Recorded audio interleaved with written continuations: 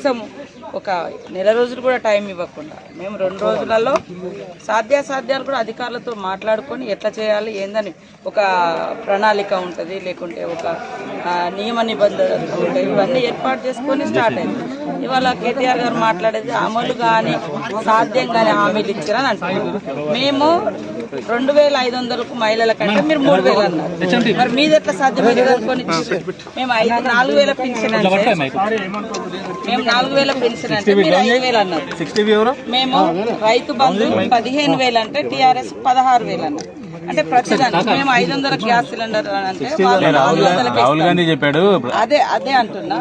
మేము ఒక్కొక్కటి చేసుకుంటాం. 100 రోజులలో ప్రతి హామీని కూడా అమలు చేస్తాం అనేది మా మేనిఫెస్టోలో పెట్టినటువంటి విషయం. అదే కాకుండా ఇప్పుడు ఏంటంటే వాళ్ళ యొక్క డొల్లతనం, వాళ్ళ యొక్క లోపభూయిష్టమైనటువంటి పరిపాలన ప్రజలకు తెలుస్తుంది కాబట్టి ఎదురుదాడి చేసేయటం. ప్రజలు ఎవరు ఇంకా ప్రశ్నించే, ఎందుకంటే ప్రజలు ఆలోచిస్తున్నారు ఏం జరిగిందో అసలు బయటికి రావాలి ఇన్నాళ్ళు, దాని మీద ఈ ప్రభుత్వం ఎలా రియాక్ట్ అవుతుంది అనేది కూడా చూస్తూ ఉన్నారు. ఇప్పుడే అమలు కానీ హామీలు అంటే మేము అంటున్నాం అదే మేము ఇచ్చిన దానికంటే ఇంకొక 1000-2000 మీరు పెంచుకుంటూనే ఇచ్చారు. మరి మీరెట్లా అమలు చేస్తాం అనుకొని హామీ ఇచ్చారు? అందుకనే అంత తొందరపాటు వద్దు. తప్పకుండా ప్రజలకు ఇచ్చినటువంటి ప్రతి హామీని కాంగ్రెస్ పార్టీ అమలు చేస్తుంది. కానీ కేటీఆర్ గారికి చూస్తే పాపం అధికారం పోయిందనేటువంటి ఆ యొక్క బాధ చాలా వెంటాడుతున్నట్టుగా స్పష్టమవుతుంది. ప్రజలందరూ సంతోషంగా ఉన్నారు.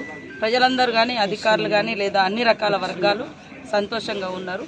ఖచ్చితంగా ప్రజలకు ఇచ్చినటువంటి ప్రతి హామీ అమలు చేస్తాం. అదేవిధంగా ఈ 10 ఏళ్ల కాలంలో కూడా ఏం జరిగింది, ఎట్లా జరిగింది అనేది కూడా ప్రజలు కంపేర్